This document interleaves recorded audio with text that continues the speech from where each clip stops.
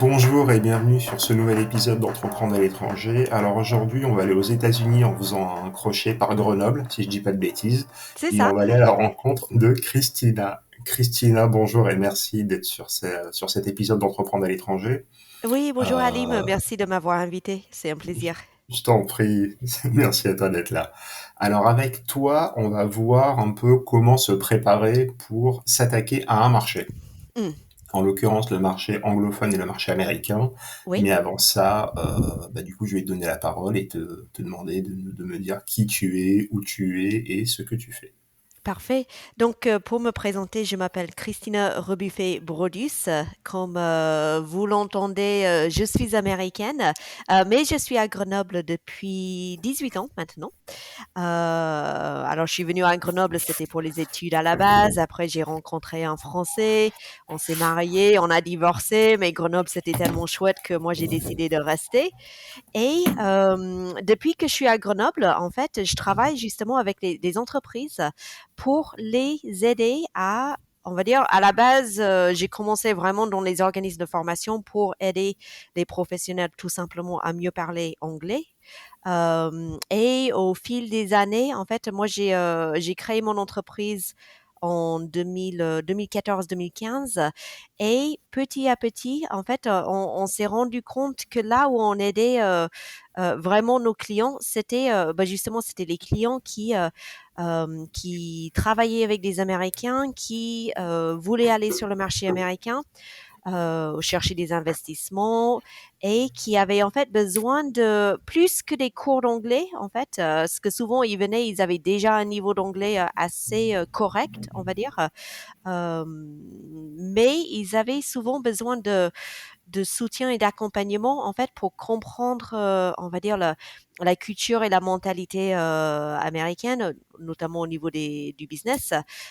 Aussi un peu l'anglais, souvent comment formuler des choses, l'intonation, la prononciation, comment faire par exemple, des présentations peut-être plus percutantes en anglais.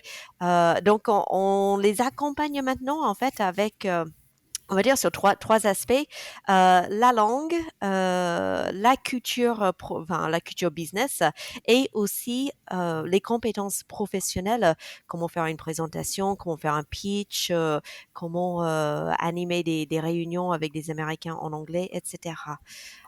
Donc voilà, ça c'est pour le côté professionnel. Je ne sais pas si tu veux aller un peu dans le côté personnel aussi. Aussi, mais comment dire, t'as soulevé un sujet qui moi m'intéresse beaucoup, c'est le pitch. On sait pas pitcher en France. On Oui, pitch beaucoup trop long. oui, je confirme, je confirme. Sur le pitch, moi j'ai entendu une phrase qui a changé ma vie là-dessus, c'est un pitch, c'est très simple. Il faut que le temps d'un trajet en ascenseur t'explique à la personne avec qui tu es ce que tu fais. Tout à fait, ouais. En fait, parce qu'on voit souvent l'expression elevator pitch C'est et ça. souvent enfin, et moi, c'est marrant parce que j'avais parlé de elevator pitch et j'ai expliqué pourquoi on l'appelle ça comme ça. Et j'ai eu plein de personnes qui m'ont dit, ah ouais, mais j'ai jamais compris pourquoi ça s'appelait un pitch d'ascenseur. Maintenant, j'ai compris. Et en fait, pour nous en anglais, c'est tellement évident que j'avais même pas pensé à expliquer pourquoi on appelle ça le elevator pitch parce qu'effectivement, euh, le concept, c'est justement, on est dans un ascenseur avec quelqu'un, on se rend compte que c'est peut-être quelqu'un d'intéressant pour notre business. En gros, le temps de faire un petit trajet en ascenseur pour arriver, je ne sais pas si on est à New York, au 33e étage d'un gratte-ciel, mais on a le temps de justement lui pitcher un peu notre concept, pourquoi c'est intéressant pour lui et d'essayer de décrocher peut-être un rendez-vous ou en tout cas susciter l'envie d'aller plus loin. Et c'est pas du tout un pitch, ce n'est pas une présentation où on va présenter vraiment tous les détails de son projet ou de son produit. Et je pense que quand tu dis on sait pas, c'est trop long, c'est un peu ça que j'ai en tête. Moi, je vois aussi énormément de pitch où il commence avec tous les détails techniques, les données techniques, etc. Je dis non, on fait l'histoire, on fait le bénéfice pour la personne qui écoute et après on essaie d'aller plus loin par la suite. Mais en pitch, c'est pas une présentation. Mais je pense qu'on reviendra là-dessus sur la différence culturelle qu'il peut y avoir entre les Mm, pitchs nord-américains et les pitchs européens. oui. Juste, comment dire, ne serait-ce que sur le point, lorsque les gens, tu leur demandes de pitcher quelque chose, c'est beaucoup trop long des fois. Mm, Et moi, ce que j'avais, alors, je suis passionné d'aviation et je ramène toujours mes anecdotes. En fait, tu sais, je fais toujours des analogies avec l'aviation.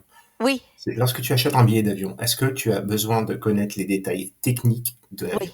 Ouais, non, c'est ça, en fait. Non. On n'a pas besoin de connaître les détails techniques, comment il fonctionne l'avion pour aller, je sais pas, de Paris à New York, etc. On veut savoir, en gros, comment on y va, combien de temps ça nous prend et combien ça coûte.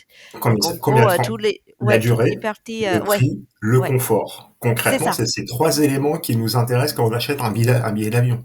Oui, c'est ça. Ah ouais, comment dire, moi, que c'est un système de portance de machin, une altitude maximale, ce qu'on appelle la tête d'épingle, machin, c'est oui, ça m'intéresse parce que je suis passionné, mais Oui. sinon, t'imagines Et, si à chaque fois on parlait de ça quand, si on voulait acheter un billet d'avion? oui, mais c'est ça. Et je pense qu'encore là, c'est un exemple très intéressant parce que, par exemple, imaginons quelqu'un qui peut-être a un peu peur de l'avion. Donc, on peut faire un parallèle avec quelqu'un qui a peut-être un peu peur du risque ou justement d'investir ou d'acheter, etc. Plus on lui donne des détails techniques, plus il va se sentir un peu perdu et plus il va se dire, je comprends rien, ça me fait peur. Non. Et du coup, je pense que justement, c'est ça. En fait, c'est quand on va présenter trop de détails techniques, en fait, on perd l'audience. Ils comprennent pas forcément tous les détails, c'est pas clair. Et du coup, ce qui se passe, c'est ils ont tendance à dire non, bah, je suis pas sûr d'avoir compris. Non, je vais réfléchir ou autre. Et du coup, on perd le contact en fait. Enfin, on perd le client potentiel. Exactement. Mais on en reviendra. Hmm. Donc du coup, donc toi, tu es installé à Grenoble et tu Oui. accompagnes donc des entreprises. C'est principalement des entreprises françaises que tu accompagnes vers les États-Unis ou des entreprises internationales. Alors, c'est des entreprises internationales. Après, on a, je pense, 85-90% de nos clients, c'est des entreprises françaises. Je pense que c'est parce que, tout simplement, moi, je communique beaucoup sur LinkedIn en français. Donc, bah, forcément, ça va attirer plus des profils français ou au moins francophones, parce qu'on a aussi quelques clients au Québec ou en Belgique. Euh, On les salue. Ouais, et on leur dit bonjour. Et mais en fait, en réalité, on a aussi des entreprises d'autres nationalités. Donc, on va dire, on ne discrimine pas contre les entreprises qui ne sont pas françaises. On prend tout le monde. Du coup, comment est née cette... donc tu m'as expliqué un peu ton parcours, parce on a Oui, préparé l'interview. oui. Comment est née cette... comment toi t'es arrivé à faire ce métier avant même de créer ta société? Oui, c'est ça. Donc, en fait, quand moi je suis arrivée à Grenoble, j'étais étudiante. Et en gros, j'ai cherché un job parce que, étudiante, on a besoin de se faire un peu d'argent et j'avais un ami qui m'a parlé de la chambre de commerce, donc qui cherchait des formateurs, en fait, et du coup, je me suis dit: «Bon, bah, je vais aller postuler, on verra bien» et j'ai été, acceptée donc pour, justement, travailler avec, on va dire des clients, des entreprises grenobloises qui avaient besoin d'améliorer leur anglais. Donc j'ai fait ça à la chambre de commerce pendant plusieurs années. Après, j'ai travaillé dans d'autres organismes de formation, à Grenoble et au bout de 12 ans, je pense, 10-12 ans, j'avais une copine qui, elle faisait des vidéos sur YouTube pour enseigner le français à des Américains. Et j'ai trouvé le concept, rigolo. Je me dis: «Tiens, ça a l'air marrant de faire des vidéos sur YouTube. Est-ce que tu peux me montrer comment tu fais?» Et donc elle dit: «OK, ouais, ouais, je t'explique, comment on fait des vidéos et cetera» et j'ai commencé à faire des vidéos sur YouTube. Alors à la base, c'était plus à destination, en fait, des clients, qu'on avait dans les organismes de formation. Je me suis dit, «Je vais faire des vidéos sur les sujets qu'on travaille dans les séances». Ça leur fait, on va dire des supports, des ressources, qui changent un peu des documents et donc à la base, c'était vraiment pour m'amuser et pour, faire des ressources un peu plus originales, pour les clients qu'on avait dans les organismes de formation. Mais vu que c'est sur YouTube, c'est accessible, à tout le monde et c'est comme ça que j'ai commencé à avoir les 1ers clients qui me contactaient en me demandant Est-ce que tu fais des cours par c'était Skype à l'époque, avant Zoom et Skype, voilà. voilà Skype, c'était Ça c'est paraît tellement vieux. c'est là je me dis: «Ah ouais, ça fait quand même, très longtemps que je fais ce métier en fait». Mais bref, donc ils m'ont demandé si je faisais des cours, par Skype. J'ai dit: «Bah oui, je dois pouvoir le faire» et donc j'ai commencé en fait à faire des cours à distance comme ça et petit à petit, on va dire l'activité a continué à grandir jusqu'à ce que je vais pas me dire je me sentais en confiance, j'avais toujours un peu peur de me lancer, en fait, de quitter, le travail que j'avais. Mais à un moment, en fait, je me suis dit: «Là, il y a une opportunité. Peut-être je peux créer mon entreprise, et justement, développer, mon propre activité avec mes propres clients». Donc j'ai beaucoup hésité, j'avais très peur, mais je me suis dit: «Allez, je me lance, au pire, ça marche pas et puis je peux toujours retourner, dans un autre organisme de formation» et finalement ça a commencé à se développer. Ça a commencé, c'était moi toute seule qui faisait, à peu près tout et on va dire sur, les 8 ans que l'entreprise existe, maintenant on est, au total 16 personnes dans l'équipe, dans 9 pays différents. Donc c'est comme ça que je suis partie de je fais des vidéos sur YouTube un peu pour m'amuser, je gère une équipe, internationale, au nom de Business English with Christina. D'accord, je comprends mieux le parcours et comment t'en arrives là. Aujourd'hui, donc ouais, ton marché c'est les États-Unis et on va rentrer dans le vif du sujet. Quel est le premier conseil que tu donnerais à une société française, on va prendre l'exemple d'une société française qui viendrait te voir pour Mmh. aller travailler aux États-Unis? Mmh. Les États-Unis ayant cette particularité, comme on l'a évoqué ensemble déjà, chaque État a sa législation, Oui, chaque État a ses habitudes, oui, chaque État a sa mentalité, chaque oui, État, j'ai presque envie de dire, chaque État a son anglais. oui. Après, il y a les détails de la, comment dire, il y a toute la partie finance, fiscalité, et là, par contre, voilà, c'est moins m'intéressant au sujet. Mmh. J'ai déjà perdu le peu de cheveux que j'ai sur le crâne en m'intéressant à ce sujet. Oui, Alors, parce que, comment dire, on entend tout, c'est, comment dire, c'est entre le Missouri et le Mississippi et l'État de New York et machin, donc oui, c'est différent. oui. Après, il y a eu énormément de communication qui a été faite autour de l'État du Delaware. Mmh. Et en fait, tout le monde pense que le Delaware, c'est tout ce qui se passe au Delaware se passe aux États-Unis. Ouais.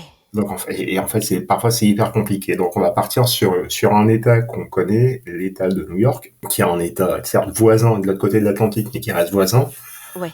bien qu'il ait ses particularités. Oui, oui. Mais Du coup, ouais. Quel est le ouais, premier conseil que tu donnerais à une société française qui veut s'installer dans l'État de New York, par exemple? je dirais vraiment, on va dire la peut-être le 1er conseil, mais je pense que s'ils viennent me voir, déjà, ils ont déjà ce conseil en tête, c'est justement de se faire accompagner. Parce qu'il y a beaucoup d'entreprises, en fait, qui ont, peut-être cette idée où, ils idéalisent un peu en se disant: «Bah, les États-Unis, c'est ce grand pays, c'est un marché unique, on peut tout faire là-bas. Il y a des clients à prendre, il y a du business à prendre, il y a des investisseurs, qui ont pas peur d'investir». On va arriver sur le marché en se disant: «On a, cette solution, on est, une entreprise française avec, la French touch, et cetera. On va présenter ce qu'on fait et l'argent va tomber du ciel».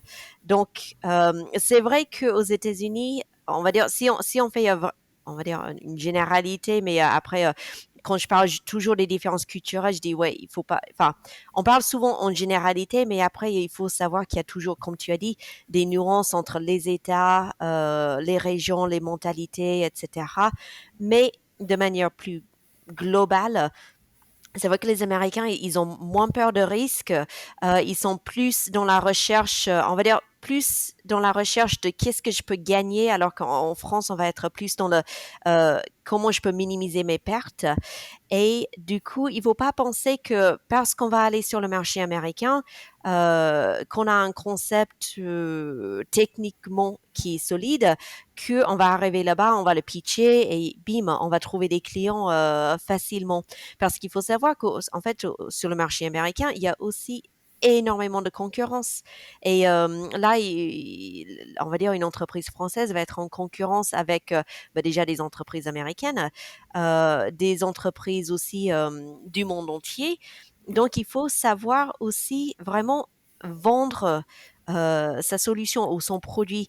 Et donc, en fait, il y a vraiment enfin, un côté marketing, storytelling qu'il faut vraiment travailler parce que c'est ça qui va les faire sortir du lot au niveau de la concurrence. Donc, il y a vraiment des choses à travailler et justement, c'est là où l'idée de travailler le pitch, il peut être super important parce que dans le pitch, on va justement raconter l'histoire qui est derrière le produit. En fait, qui on est, comment on a eu l'idée du produit. Souvent, c'est une histoire personnelle et c'est comme ça qu'on va justement arriver à créer du lien avec un public, avec des clients potentiels même si on parle avec un accent, même si l'anglais c'est pas forcément la langue maternelle de l'entreprise française.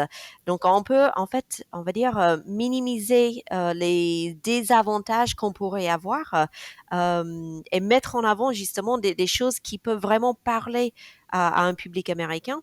Donc je dirais que oui, il faut se faire accompagner, travailler tout ce côté marketing, storytelling, de se vendre, de se mettre en avant. C'est quelque chose, souvent en France, on n'est pas très à l'aise avec le fait de se vanter et de se mettre en valeur.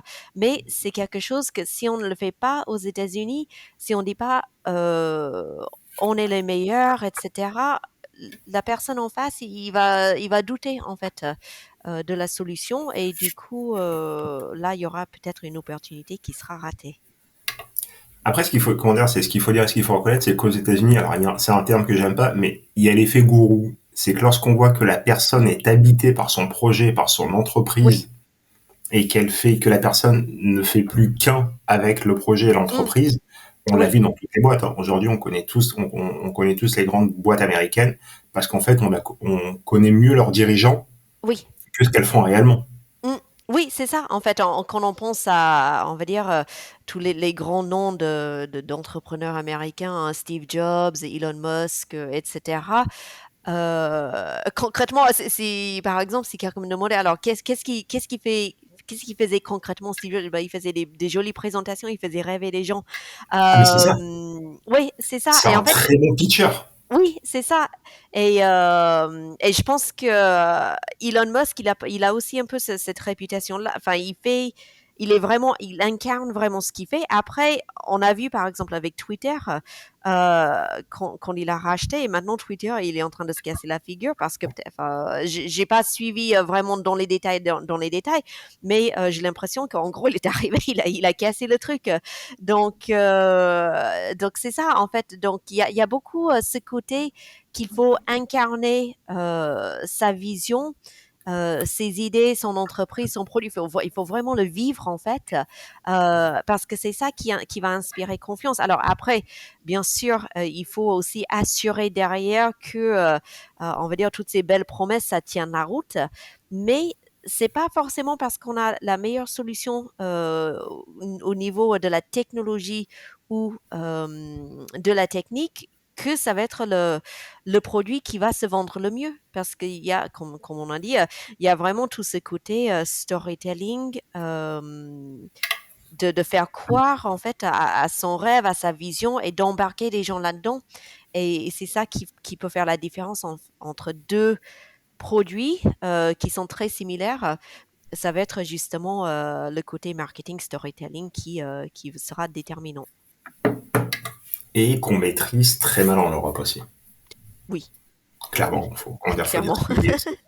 On le maîtrise très mal. Après, il y a qu'à voir comment les gens pitchent ou parlent de leur projet en Europe. Moi, des fois, j'adore regarder. En fait, ils commencent, et ce que tu as dit est très juste au début, Mm. c'est ils parlent du fait qu'ils vont limiter leurs pertes. Oui, c'est ça. Donc en fait, je trouve ça toujours intéressant qu'en français on dit on sait pas. Attends que je formule la phrase. On sait pas ce qu'on va gagner, mais on sait ce qu'on perd. Donc en fait, c'est un peu cette idée que bon, j'ai une opportunité ou une possibilité.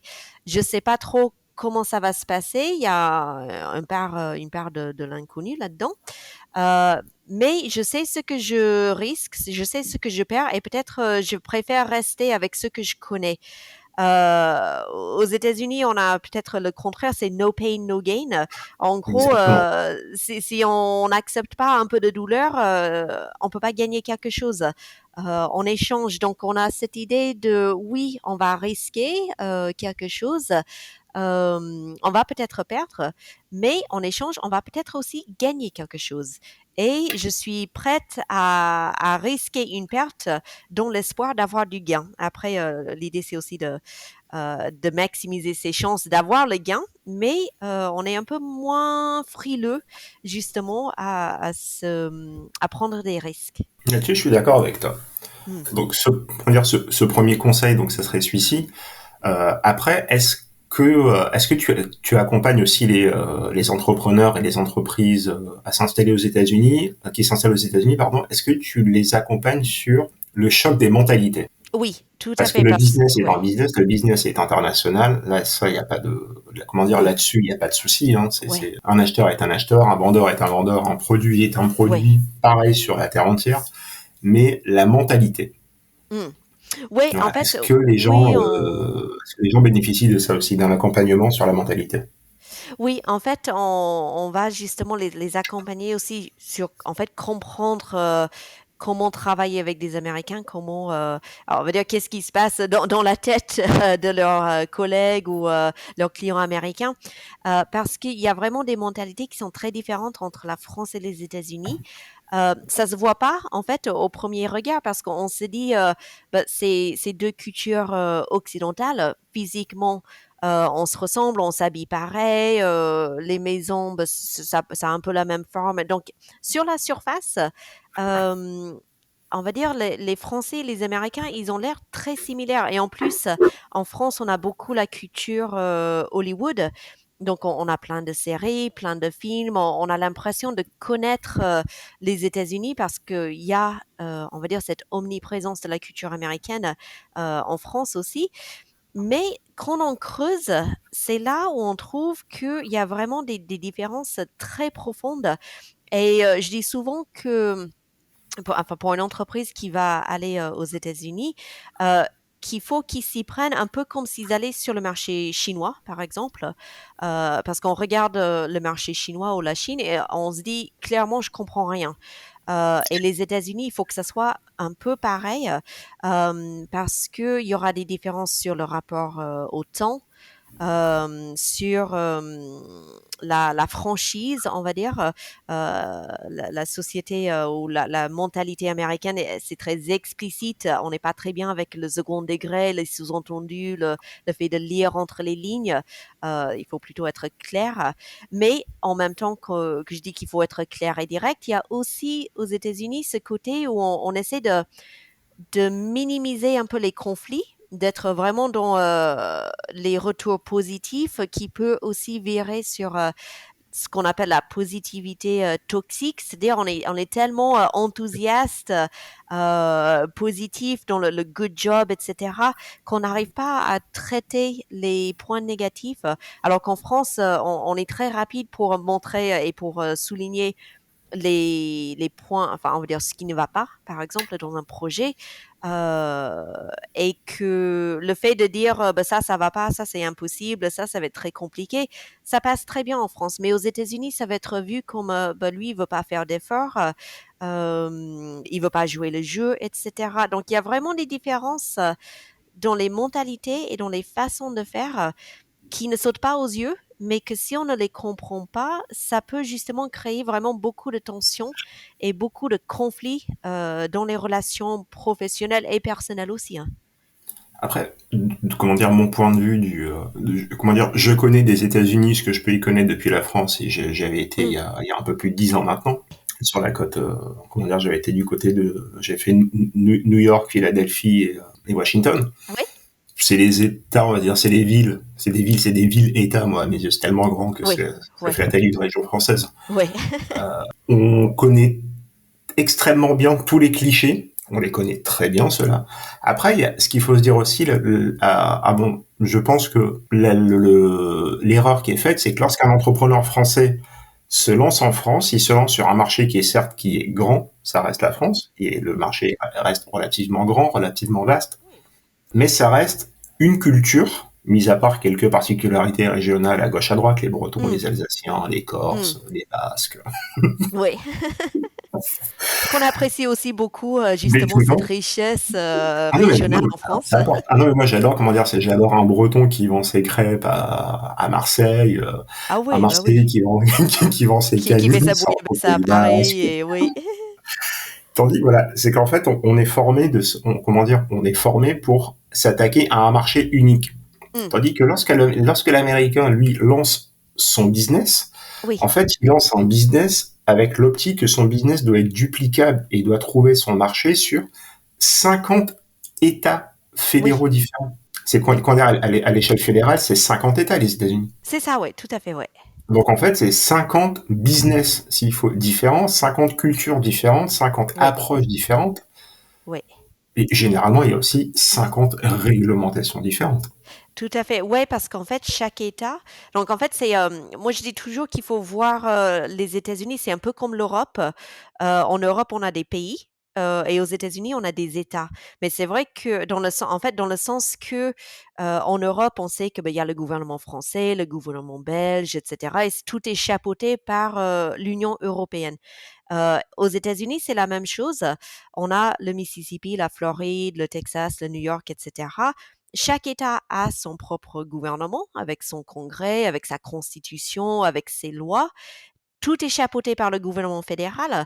Mais justement, si on regarde dans l'histoire des États-Unis, il y a toujours eu en fait une sorte de méfiance vers un gouvernement central très puissant, et c'est là aussi où il y a vraiment une énorme différence avec la France qui est très centralisée. Mais aux États-Unis, on va dire un peu le jeu, c'est d'avoir un gouvernement fédéral avec le moins de pouvoir possible, et que vraiment la plupart des lois et des systèmes sont vraiment gouvernés par chaque État, parce que justement c'est un pays tellement grand avec des différences importantes qui font que bah, justement bah, ce qui marche en Californie, ça ne va pas forcément fonctionner dans le Mississippi. Je prends deux exemples extrêmes. La Californie qui, je pense que ils ont estimé que si c'était un pays, ça sera peut-être le cinquième ou le sixième puissance économique au monde. Le Mississippi, qui est un État très rural, très pauvre. Donc forcément, on ne peut pas avoir les mêmes lois pour deux États qui sont si différents. Et donc déjà, il y a ce côté réglementaire. Par exemple, les voitures en Californie, ils ont des lois très strictes au niveau des émissions, de la pollution. Au Mississippi, on s'en fout en fait, parce que encore, on a on va dire des environnements, des contextes qui sont tellement différents, mais aussi des mentalités différentes. En Californie, ils acceptent justement un peu plus de réglementation parce qu'il y a une population tellement importante sur, on va dire, le territoire californien, euh, qui doivent en fait accepter plus de réglementation pour vivre, pour bien vivre ensemble. Dans un État plus rural, ils sont plus dans on va dire, cette attitude un peu stéréotypée américain. Moi, je fais ce que je veux et personne peut me dire comment je dois vivre ma vie. Donc là aussi, enfin, on a des mentalités très différentes, même au sein du pays, parce que chaque État est presque comme presque comme son propre pays. Euh, Le Texas est plus grand que la France, hein. ouais, ouais, ouais, le Texas, c'est plus grand que la France. On Et a là tendance à encore, l'oublier quand même. ouais. Mais en fait, pareil, il y a des lois qui, je dirais que si en Europe, on sait que c'est des pays différents parce qu'on a des langues différentes et des histoires différentes, aux États-Unis, c'est presque comme des pays, ils ont la langue en commune, ils ont une histoire américaine en commun, mais il y a aussi beaucoup, beaucoup de différences d'un État à l'autre. Je comprends mieux l'importance de se faire accompagner. Donc on a vu le côté business, on a vu le côté mentalité, Mmh, et en ce qui concerne la langue, parce mmh, qu'on a, comment dire, on a un enseignement en anglais. En France, pardon, en France, on a un enseignement en anglais qui est un anglais qui est orienté au Royaume-Uni. Lorsqu'on arrive aux États-Unis, l'anglais n'est pas le même. C'est pas tout à fait le même. On va dire ça reste la même langue. Ça reste quand même, donc les bases sont communes. Oui, voilà, oui. Mais en fait, il y a souvent, enfin moi, ce que je vois souvent, c'est il y a beaucoup de personnes qui, on va dire, ils voient peut-être d'une manière exagérée la différence entre l'anglais britannique et l'anglais américain. C'est vrai que c'est des accents différents. Des fois, on a des mots de vocabulaire différents. Mais il y a beaucoup de choses en commun et même si on a appris l'anglais britannique, on va très bien survivre aux États-Unis. Après, on va peut-être apprendre des mots qui sont vraiment spécifiques à l'anglais américain par rapport à l'anglais britannique, mais ça, on peut apprendre sur place. Mais je pense qu'en fait, faut se rappeler que les États-Unis, c'était, enfin, et ça l'est toujours, c'est un pays qui a bénéficié en fait de beaucoup de vagues d'immigrés de plein de pays différents. On a beaucoup d'Irlandais, beaucoup d'Italiens, beaucoup de Chinois, beaucoup de Mexicains. Et en fait, tous ces populations sont venues aux États-Unis. Et il fallait qu'ils apprennent à faire des affaires ensemble, qu'ils apprennent à vivre ensemble, qu'ils collaborent, etc. Et ça fait qu'en fait, il y a toujours en fait, on va dire un mélange d'accent et de niveau d'anglais, plus ou moins élevé, et les gens, ils ont appris à faire avec. Alors ça veut pas dire qu'on peut aller aux États-Unis sans parler anglais et puis ça va bien se passer parce qu'on peut trouver sa petite bulle de français, mais ça veut dire qu'il y a on est peut-être moins exigeant que, par exemple, peuvent être des Anglais. Londres, c'est un peu l'exception parce que c'est très cosmopolite, Londres. Mais j'ai l'impression qu'en fait, aux États-Unis, on a toujours eu des immigrés, on a toujours eu des gens avec leurs accents différents, avec leur maîtrise de la langue plus ou moins bien. Et du coup, on peut arriver sans avoir un anglais parfait, mais après, il faut quand même chercher justement à apprendre, à s'intégrer et de ne pas rester, de se contenter de peut-être de son niveau scolaire ou de se dire justement je peux rester avec des gens qui parlent ma langue et puis ça va bien se passer. Il faut apprendre la langue, c'est sûr. Enfin, moi je pars du principe que quand on va vivre dans un pays, c'est toujours une expérience beaucoup plus enrichissante, même personnellement pour son intégration et pour sa vie sociale de parler la langue du pays. Mais après, on peut aussi beaucoup apprendre sur place. Après, c'est vrai que il y a eu il y a eu énormément de vagues d'immigration. Comment Mm, dire, c'est un pays qui s'est construit là-dessus. mm, Et en préparant l'émission de la semaine dernière, comment dire, on rigolait des vagues migratoires, que ce soit du côté de New York ou du côté de Boston, oui, alors que les villes ne soient pas hyper éloignées. oui. C'est deux immigrations complètement différentes. Ouais, bah, je crois que la blague, c'est quoi la première ville irlandaise? Boston, parce qu'il Boston, il y avait ça va de tellement soi. d'immigrés irlandais. Et voilà. Et donc, du coup, c'est vrai on a un peu cette identité que un pays qui, justement, qui s'est construit avec l'immigration et grâce aux immigrés. Après, ça veut pas dire on va pas on va dire, minimiser les problèmes qui existent dans tout ce qui est discrimination, etc. Ça existe, Bien sûr. mais on va dire, on est un pays d'immigration et du coup, on va dire, il y a cette longue tradition des personnes qui viennent et qu'après ils apprennent à survivre et même à construire des choses vraiment magnifiques. Donc, on peut se lancer, il faut justement ne pas avoir peur du risque, d'avoir le goût de l'aventure et d'aller de l'avant et de trouver les opportunités, de les saisir quand ils se présentent. Mais c'est vrai que si on arrive en parlant l'anglais, même avec un accent français ou britannique, si on a appris l'anglais britannique à l'école et on était très bon, euh, il y a plein de choses à faire, mais il faut quand même parler la langue. Après, comment dire, avoir un accent français. Alors après, ça dépend des périodes aux États-Unis. Il y a des périodes c'était moins sexy, ça peut être Mm. sexy. Oui, Ça tout peut. à fait. Ça peut être sexy. Alors, l'accent français, il est très apprécié.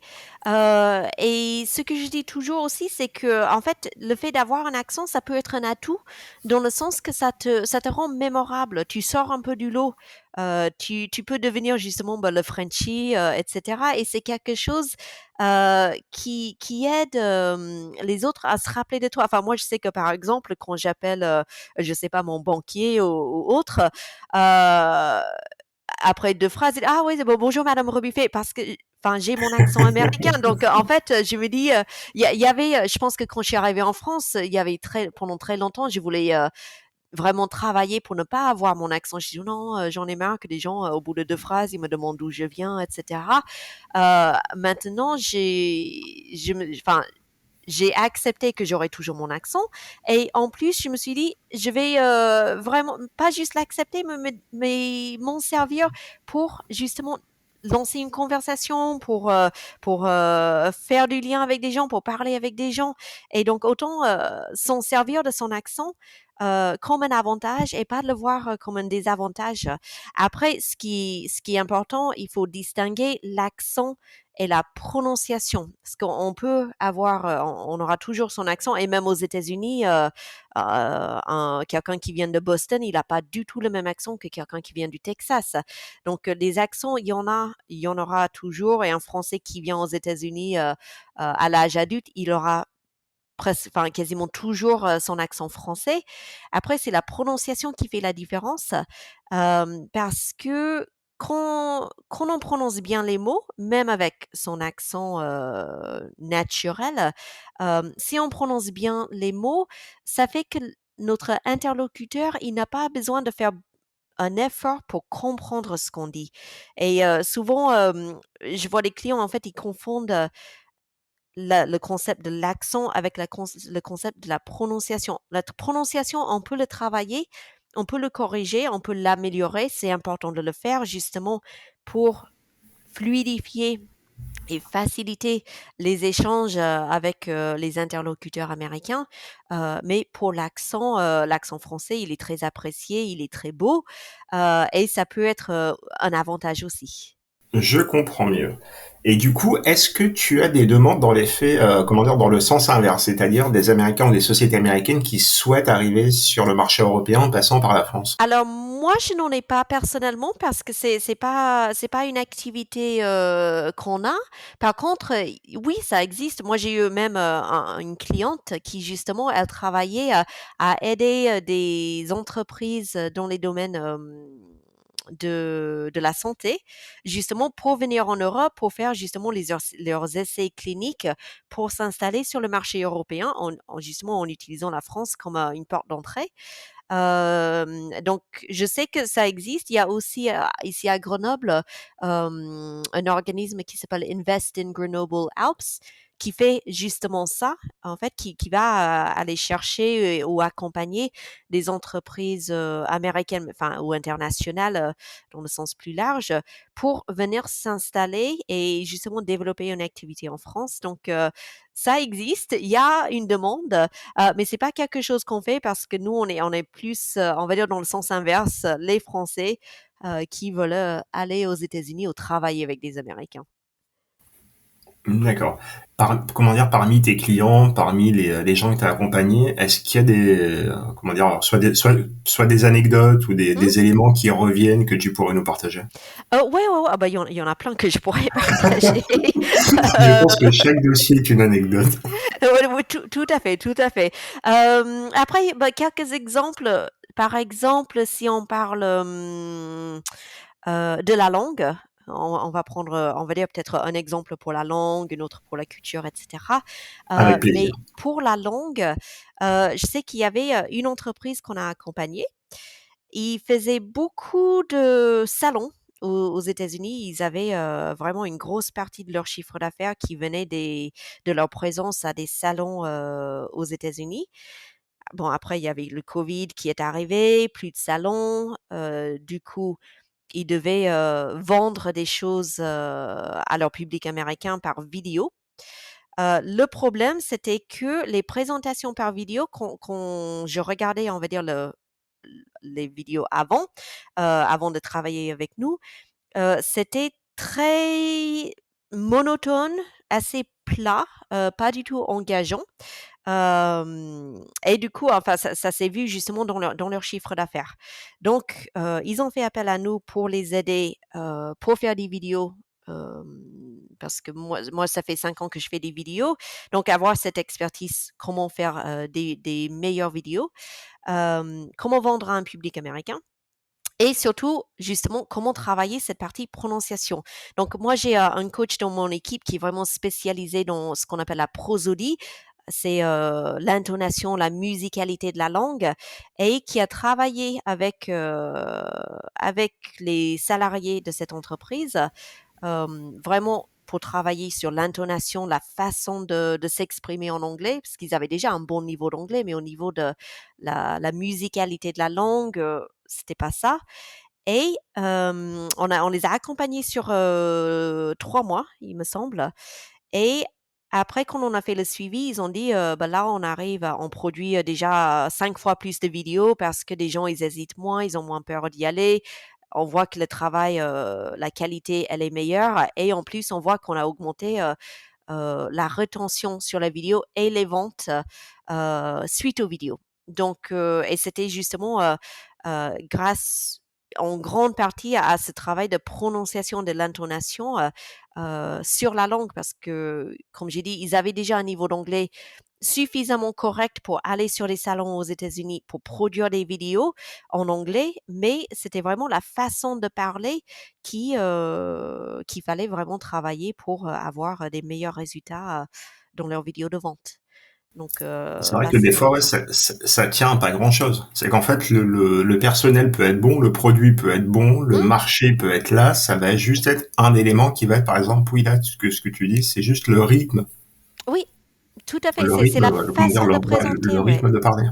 Le rythme, l'intonation, l'énergie qu'on va mettre. Et c'est vrai que on a un peu ce stéréotype des Américains qui exagèrent, qui en font des tonnes. Oh, it's amazing. Oh, how awesome, etc. Mais en fait, si on ne fait pas ça, alors sans basculer un peu dans le ridicule comme ce que je viens de faire, mais justement c'est ces variations d'intonation qui montrent un peu l'énergie qu'on a, la confiance qu'on a dans ce qu'on dit. Et si on va justement essayer de vendre un produit à quelqu'un, il faut qu'on lui montre qu'on a confiance dans ce qu'on vend. Et comment on fait ça? C'est en grande partie avec notre façon de parler, avec l'intonation et avec la musicalité de la langue. Merci du partage. Est-ce que t'en as d'autres? Alors sur la culture, par exemple, Sur la ouais, culture, ouais. une autre sur la culture, c'était un client qui, elle avait des clients américains, à la fois à New York, donc vraiment, dans la ville de New York City, mais aussi en Californie. Et elle dit: «Moi, je comprends pas parce que, bah, quand j'envoie un message à mon client à New York, bah, il me répond avec un texto, si j'ai 5 mots, c'est vraiment il a fait un effort parce que ça a plutôt tendance à être un ou 2 mots et je lui envoie un texto, il me répond dans les 30 secondes qui suivent. Limite, ça me stresse. Par contre, avec mes clients en Californie, là, je leur envoie un message. Des fois, ils mettent un peu de temps pour me répondre. Ils sont beaucoup plus détendus. Et il a dit, est-ce que c'est normal? Est-ce que c'est juste la différence entre les deux personnes? Enfin, elle comprenait pas. En fait, elle s'est dit, tous les deux, c'est des Américains, mais là, j'ai vraiment deux expériences complètement différentes et je sais pas trop comment il faut que je réagisse. En fait, c'est quoi le bon comportement à avoir face à ça? Et justement, ça revient à ce qu'on se disait sur la culture. C'est vrai que à New York et je pense que côte est de manière générale, c'est très on va dire très time is money, enfin le temps c'est l'argent, les choses y vont vite, on va très droit au but, on est très direct, etc. Mais plus on va vers l'ouest et le sud aussi en général, plus les choses sont plus détendues, plus lent, on prend plus de temps, etc. C'est le Donc soleil. voilà, je pense que c'est ça. Plus on a du soleil, plus on est détendu, on est heureux, plus on est dans bah, le nord, enfin, on a vu avec les tempêtes d'hiver à New York cet hiver, plus on a de mètres de neige, plus on est stressé, je sais pas, mais justement, ça montre que vraiment, effectivement, c'était 2 clients américains. On peut pas tout mettre non plus sur, bah, il y en a un à New York, un en Californie, mais je pense que ça joue aussi. Ça peut être aussi la personnalité des personnes. Mais de manière globale, on va dire, quelqu'un qui est new-yorkais, il va pas avoir le même comportement, les mêmes attitudes que quelqu'un qui est, de la Louisiane ou de la Californie, par exemple. Donc ouais, en fait, ouais, il faut pas se fier juste que ce sont des Américains et partir du principe que chaque État, même dans le fait de répondre à un message ou Mmh. la concision du message, ça peut être, comment dire, ça peut différer d'un État à l'autre. Oui, tout à fait et après on va dire d'un état à l'autre, d'une région, ça peut aussi varier enfin simplement la personne en fait. Donc il y a plein en fait de niveaux de culture différents, et on peut l'imaginer un peu comme un oignon si on veut, avec on a toujours un peu ces couches, on a la culture nationale, la culture régionale, on peut avoir la culture de l'entreprise, la culture familiale, la personnalité individuelle de la personne. Donc, il y a toutes ces choses à prendre en compte et on peut pas, c'est vrai qu'on peut pas se dire, je vais travailler avec des Américains, les Américains, ils sont comme ça. Il faut vraiment aussi, en fait, apprendre à connaître on va dire l'américain qu'on a en face de soi. Mais c'est pareil en France, on va dire. Je connais des Français qui sont peut-être un peu plus américains dans leur façon de faire les choses. Et puis j'en connais aussi qui sont, on va dire, plus stéréotypes français. Mais pourtant, c'est tous les deux des Français. Donc, il faut vraiment apprendre à connaître les personnes. Euh, Prendre en compte les différences culturelles qui peuvent exister, mais de ne pas s'arrêter à c'est un Américain, donc il faut que je me comporte comme de cette manière ou que lui il va se comporter de cette manière. D'accord. Et un dernier exemple. Comme ça, comment Et dire, on aura fait tout le spectre du. ouais, voilà, peut-être, bah, un exemple peut-être sur la mentalité. Bah, ça peut être justement sur le rapport au temps, parce que c'est quelque chose qui revient souvent de la part des clients, ils sont souvent surpris et que souvent, enfin, c'est quelque chose chaque fois qu'il soulève ce point, ça me fait plaisir. Mais en même temps, pour moi, je me dis, mais c'est tellement évident que c'est même pas la peine de l'évoquer, mais je dis oui. Mais en fait, c'est ce rapport au temps. Donc, on a déjà parlé de l'idée de time is money, mais c'est aussi cette notion de respect du temps de l'autre. Euh, Par exemple, on a, une réunion, un rendez-vous, on se dit: «OK, bah, on va faire un petit rendez-vous de 20 minutes histoire de se connaître». Au bout des 20 minutes, l'américain, si c'est lui qui mène la réunion, il va dire: «OK, bah, là, I want to respect your time», donc je veux respecter ton temps. Là, ça fait 20 minutes, on avait prévu 20 minutes, donc on peut s'arrêter là. Sans que et on va dire, c'est pas qu'il utilise l'excuse de: «On a prévu 20 minutes, donc on va s'arrêter parce que j'ai plus envie de te parler». C'est vraiment: «Je veux respecter, ton temps, ton planning. Je veux pas prendre plus de temps que ce que, on était d'accord pour prendre pour ce rendez-vous». Et donc c'est vraiment cette idée de, on respecte le temps de l'autre, on finit à l'heure, qui était prévue pour finir, et que c'est bien vu. Souvent ils me disent: «Ouais, mais en France, des fois, si on se dit on va se parler pendant 15 minutes et après si on arrive à la fin des 15 minutes et on coupe, un peu le la conversation, ça va être un peu mal vu». Parce qu'on est Comme plus ça, dans en France, la c'est le côté latin. oui, c'est ça, plus dans la construction de la relation, de on va prendre du temps, et cetera. Donc il y a vraiment une différence de mentalité sur, le rapport au temps, notamment, et c'est un point qui, comme j'ai dit, les clients, ils l'évoquent très souvent. Donc je pense que c'est intéressant justement de le souligner parce que ça peut, si on ne sait pas qu'un Américain, il va, on va dire, mettre fin au rendez-vous parce que c'est l'heure prévue. On peut imaginer que c'est parce qu'il n'était pas intéressé, parce qu'on l'a saoulé avec, notre présentation ou autre. Non, c'est juste qu'il veut respecter, votre temps. Et du coup, c'était prévu de se terminer à 15 heures, donc c'est 15 heures, on va se terminer, voilà. D'accord, donc ouais, faut pas prendre ça comme une attaque frontale, c'est juste que il y a un respect, ils sont factuels sur l'utilisation du temps dans le business, quoi. Oui, tout à fait, parce que c'est toujours, enfin, ça revient toujours à cette idée, bah, time is money. Le temps, c'est ce qu'on a de plus précieux. Donc, on ne va pas prendre plus que ce qu'on a demandé, en fait. Mais si on tourne ça on va dire, dans l'autre sens aussi, par exemple, on va dire une réunion en France, on sait toujours quand ça commence, mais on ne sait pas trop quand ça se termine. Pour un Américain, ça peut être très frustrant, justement il sait que dans le calendrier, on a prévu 1 heure, on arrive à l'heure et on voit qu'on a toujours 3 points à regarder sur le programme de la réunion. Donc là aussi, il peut y avoir des tensions parce que si l'Américain il comprend pas justement que en France peut-être le temps il est un peu plus flexible.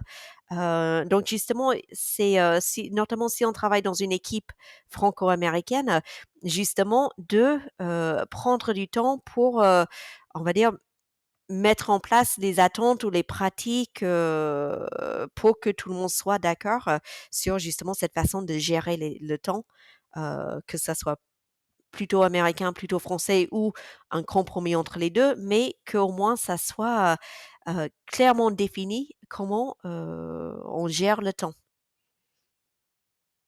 Donc, faut pas le prendre mal. Donc, il faut Et pas le c'est très prendre bien. mal, oui. On arrive à la fin du podcast Hmm. et du coup, moi, il y a toujours une question, donc on va pas se focaliser sur les États-Unis, il y a toujours une question que je pose, c'est quel conseil tu donnerais à une personne qui souhaite entreprendre à l'étranger? Je dirais un conseil, peut-être pour moi, enfin le conseil qui m'a beaucoup aidé, c'était d'aller chercher des contacts, chercher à faire son réseau, à s'entourer de personnes qui peuvent nous aider, qui peuvent nous soutenir, qui peuvent nous expliquer des choses que justement en tant qu'étranger, peut-être on ne sait pas, ou même des choses auxquelles on n'aura pas pensé justement à chercher la réponse ou à poser la question. Parce qu'il y a toujours des choses qu'on ne sait pas et qu'on sait qu'on ne les sait pas et on sait du coup qu'il faut aller chercher la réponse. Mais il y a aussi toujours des choses dont on n'est même pas conscient que c'est important ou qu'il faut le comprendre. Donc, je dirais de ne pas rester tout seul, de ne pas s'enfermer non plus dans sa petite bulle de sa communauté de Français ou pour moi d'Américains, mais vraiment de chercher des écosystèmes, des réseaux où on peut commencer justement à s'intégrer dans l'environnement, dans l'écosystème local pour avancer, on va dire, plus sereinement, mais aussi on va dire avec plus de fun en fait, parce qu'au final, on va aussi se faire des amis et avoir des contacts intéressants pour le business, alors que si on reste tout seul, ça va être beaucoup plus difficile. Et je suis d'accord avec toi sur ça, comment dire, c'est un peu plus de fun parce qu'on voit un truc qui commence à être à la mode Mmh. peut-être depuis quelques années maintenant en France, c'est on essaye d'intégrer dans chaque rencontre business ou autre Mmh. cette fameuse, ce fameux temps qu'on appelle le icebreaker. Oui, oui, tout à Ce fait, oui, qui, tout à normalement, fait c'est de quelque chose qui est naturel. C'est que lorsque tu vas à la rencontre des gens, c'est que tu vas pas dans un objectif uniquement de distribuer ta carte de visite et d'en recevoir. oui, C'est d'aller au contact des gens. Et ce qui est dingue, c'est qu'en fait, c'est qu'aujourd'hui, on vient intégrer dans des rencontres le moment où on vient briser la glace. mmh, À oui croire et qu'en fait, c'est qu'on part en mission commando, tu sais. oui, c'est ça. Oui, il faut que je place 10 cartes C'est dans les ça. mains de 10 clients potentiels et C'est ça. Et c'est ça. On a ouais. une opération et au milieu de l'opération, bah, on s'accorde 5 minutes de fun. Oui, c'est ça. Bah, c'est ça. En fait, il faut. Non, mais je pense que c'est important aussi en fait, on va dire enfin, c'est peut-être ma vision perso, mais quand on va justement rencontrer des gens, même si c'est dans un événement networking, oui, on est là pour découvrir des opportunités, pour faire des affaires, mais il faut être naturel en fait. Donc de rester soi-même, de ne pas chercher à impressionner les gens. Et souvent ça passe par justement parler de qui on est, de ce qu'on fait, de pourquoi on est là, de peut-être des questions, des hésitations, un peu des craintes qu'on peut avoir. En fait, d'être authentique. Et souvent, quand on ne cherche pas justement à projeter une façade ou un masque, on arrive à avoir des vraies connexions avec des personnes parce qu'on on va dire on est humain, personne n'est parfait, personne n'a toutes les réponses à tout, et quand on est authentique et un peu dans la vulnérabilité peut-être, c'est là où on fait un lien avec une personne et on peut plus facilement peut-être justement se connecter avec la personne et peut-être justement aller faire des affaires avec eux. Mais encore, peut-être pas forcément parce qu'on a la meilleure solution, mais parce qu'on a une affinité avec la personne. Et je pense que c'est important aussi dans le travail.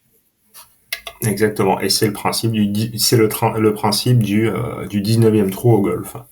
Voilà, c'est ça, tout à fait. Donc, si on est médecin, il faut maîtriser le golf. Mais bon, moi, je suis pas médecin, donc le golf est Moi, je suis pas moins. médecin, je maîtrise pas le golf, mais c'est vrai que comment dire, c'est dans ce type de rencontres qui sont généralement très informelles Hmm, que, en fait, c'est qu'on signe nos meilleurs contrats.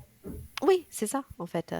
Donc, je pense que c'est important aussi de garder ce côté humain et informel, même si c'est pour formaliser un contrat à la fin. Oui, mais on le formalisera plus tard. Ouais, aussi. Christina, bah écoute, en tout cas, bah, je te remercie de m'avoir éclairé et de nous avoir éclairé sur le marché américain, Avec plaisir, d'avoir merci pour cassé l'invitation. ces clichés aussi. Oui, je pense que c'est important parce que, comme j'ai dit, en fait, on voit tellement de choses sur les États-Unis, que ce soit dans les films, les séries, enfin, aux infos, etc., qu'on a l'impression de connaître les États-Unis, mais quand on va dire, quand on part justement avec des enjeux stratégiques et professionnels, il faut vraiment creuser pour comprendre, les nuances, les subtilités, qu'on ne soupçonne pas, mais qui peuvent justement, faire que ça marche ou ça marche pas. Bah, écoute, sur ces belles paroles, je te remercie.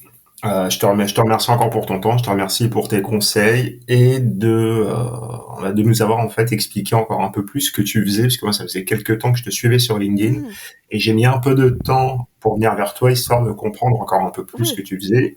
Et je me suis rendu compte, ne serait-ce que la semaine dernière en préparant l'émission, oui. qu'il y avait des choses que je ne savais pas de ton parcours et de tes offres. Ah bah, Donc si merci on veut aller beaucoup aux pour États-Unis, l'invitation, hein, oui. si on veut aller aux États-Unis pour faire du business, on passe par quel site? C'est Christina Rebu. Bah voilà.